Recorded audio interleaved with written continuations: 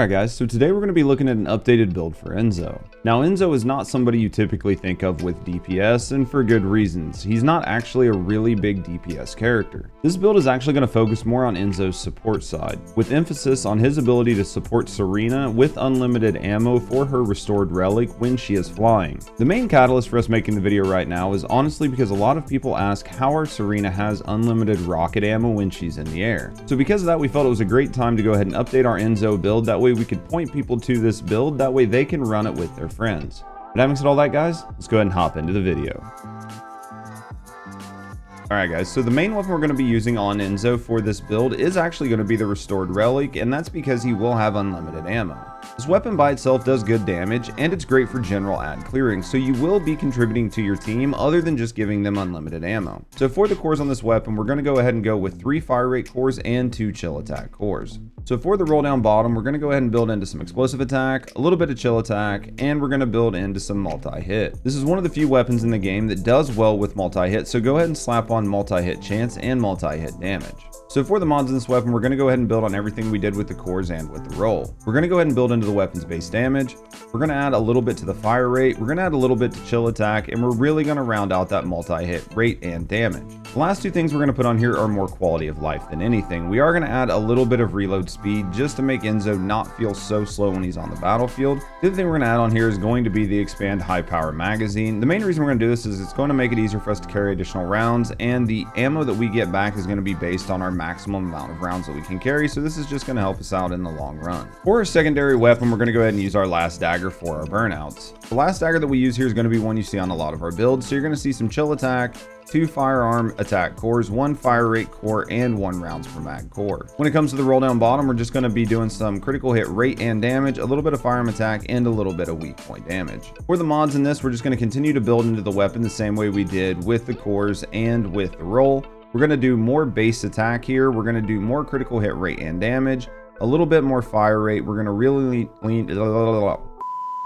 Last couple things we're going to be looking at here are going to be a little bit of fire rate up, a little bit of chill enhancement, and we are slapping on firing fiesta just so we have one really nice damage burst window.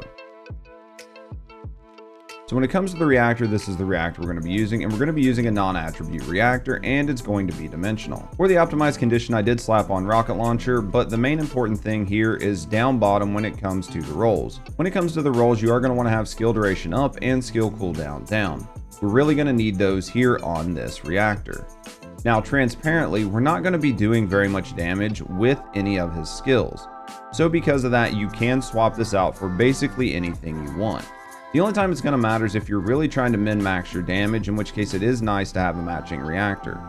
But again, keep in mind that your Enzo is mainly there to facilitate other people doing damage, and any additional damage he does is just sprinkling on the cake. Alright guys, so when it comes to the component sets, I would actually go ahead and go with the 2-piece Hunter and the 2-piece Annihilation. I like this because it's going to give us a little bit more cooldown and a little bit more duration, and both of those are highly important with this kit. When it comes to the rolls and cores on here, I would highly suggest you go with exactly what we have on here, but I am going to talk about these for just a second. The way Enzo's kit works, he does have the ability to regenerate his shield. You might be tempted to build into shield on your component cores. What I will say here is, personally, I am very lazy, and I don't like to build special component sets just for niche builds, and this Enzo build is a niche build. So while Enzo might actually benefit from max shield on his component cores, and every other descendant that you end up using these on is probably going to benefit from an HP defense set. So for me, for the most bang for my buck, I will go with HP and defense and not shield and defense on this build. It's entirely up to you if you want to swap these out to shield, but in my opinion, I would not do it.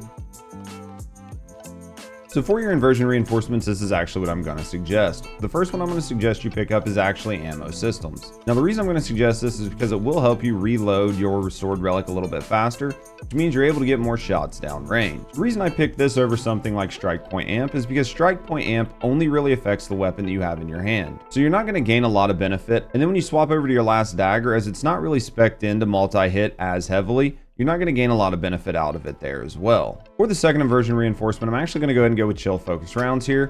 This is just going to give us a little bit of extra damage when we do switch out to our last dagger for some burnout, as well as giving us a little bit more damage on our restored relic, as it is spec'd into chill as well. And the last one we're going to go with here is going to be firearm control mechanism, and we like this because it's just going to synergize well with our restored relic and allow our restored relic to do just a little bit more damage. So for our Arche tuning tree, this is actually what we're going to go with, and the reason we're going to go with this is because it lends us to being a support, which we are. The main thing we're going to want to do here is go up to the right hand corner and get defense neutralization. That way we can cast it for our entire team and they can benefit from that additional defense down. Other than that, the things we're going to work on here is just increasing our firearm damage, and in order to do that, we're going to focus on the multi-hit side of this tree. The reason I do like this Arche tree is because it lends itself to you being a support and makes it to where your Serenas are not going to have to run defense neutralization. And since they're putting out most of the damage anyway, you should allow them to use their trees to do more damage, and you should use your tree to facilitate other people doing damage. For the fellow in this build, go ahead and go with Axion Sheepdog. This dog is just going to bring you a little bit of HP, and it's just going to help with survivability. You're not going to net much from the other dog, as you are the one supplying ammo, so definitely just toss on the Axion Sheepdog and go from there.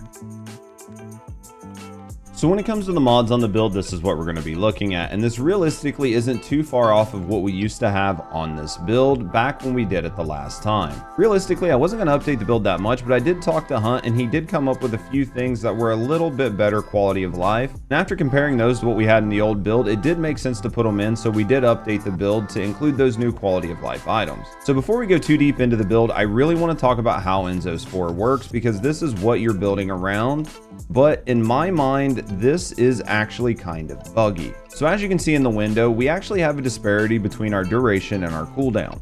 And typically when we're doing things like this, you want to have your cooldown be faster than your duration so you can have 100% uptime on your skill. The problem with perfect support is it doesn't work the way you would think once you cast it on other people. So here's where I think the bug actually happens. The duration for this skill lasts about 15 seconds. But when you cast it on a descendant that also has high duration in their toolkit, that number seems to go up. So for somebody like a Serena or a Glay who has a very high duration build, their duration will be much higher than 15 seconds when you cast this skill on them. Where that becomes a problem is if your cooldown is lower than their duration is long. Because what ends up happening is you try to cast this skill when it's on cooldown. But when you do that, because your Serenas and Glaze still have the skill up, it doesn't refresh on their side. So what ends up happening is you end up casting it on cooldown, it refreshes your skill and your ammo, but it does not do it to your Glaze and Serenas. Now for Glay, this doesn't matter, right? Because Glay has unlimited ammo. But as we're building this to really support Serena, this does cause a huge problem, because this means for large portions of the match, Serena is not going to have this buff, which means she will run out of ammo. So the solution the community has come up with is keeping a disparity between your duration and your cooldown. Now I will tell you that what I have on my screen I do not think is the exact golden ratio, but it will be a lot better than if you did it the other way around. The TLDR here is that we intentionally set our duration and our cooldown in these range numbers, and do not think that you need to go through and change the build to get that cooldown lower, because if you do, it will mess up all of the Serenas in your team and they will not have unlimited ammo. So now that we've discussed what our 4 does, and that is the main skill we're building around, we can go ahead and look at our mods. And a lot of these mods here are just going to be quality of life mods, because realistically, we only need to put cooldown and duration on this build for our skills. We're not focusing on any real skill damage because we're not doing much damage with our skills. Again, we're here to facilitate other people doing damage. Outside of that, we do put Passionate Sponsor and Shot Focus on here to give us a little bit more gun damage, but keep in mind that Shot Focus only really works on your last dagger and not your restored relic. Now for the trigger mod, in lieu of anything else being useful, we just went ahead and tossed on Particle Conversion Emitter. It will give you a little bit of something, but it's not a huge game changer for the build, and if you don't have it, feel free to leave it off.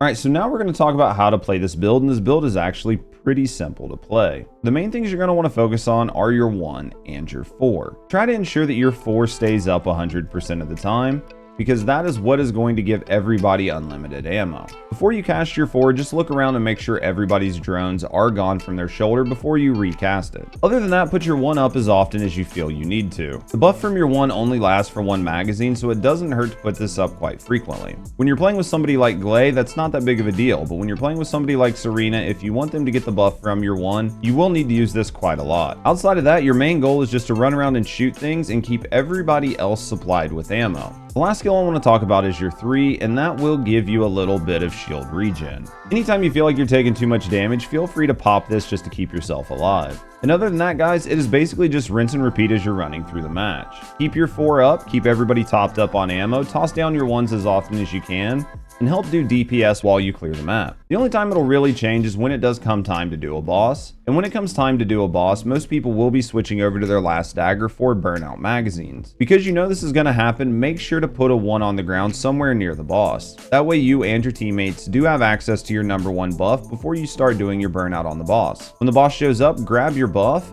aim for its weak points, and just try to burn it out. When the boss phases, if your 1 is off cooldown, go ahead and toss it back down on the ground so everybody can re-top up on the buff. If not, don't worry about it, and then go ahead and start burning the boss out for its second phase. Alright guys, and that's it. That's everything you need to know about Enzo. Enzo is still a top tier support when it comes to ensuring that Serena can do a ton of damage and clear maps in record time. While he himself doesn't do a ton of damage, he does allow Serena to do a ton of damage, and that is absolutely insane and one of the main reasons you will want to build this if you do play with other people. But let me know what you guys think in the comments below. Are you considering building Enzo, or is it something that you're just not really into? Now that the First Descendant team is saying that they're trying to move away from supports. And if you enjoyed the content, consider liking and subscribing for more First Descendant content as well as other game coverage in the future. We do plan on expanding our coverage over the next couple months, and we'd be happy to have you along while we do it. And if you want to get to know me and the community a little bit more, consider coming over and watching us either live here on YouTube or over on Twitch. We do stream 5 days a week, and we would love to have you over there. But having said all that, guys, thanks for watching, and as always, have a great day.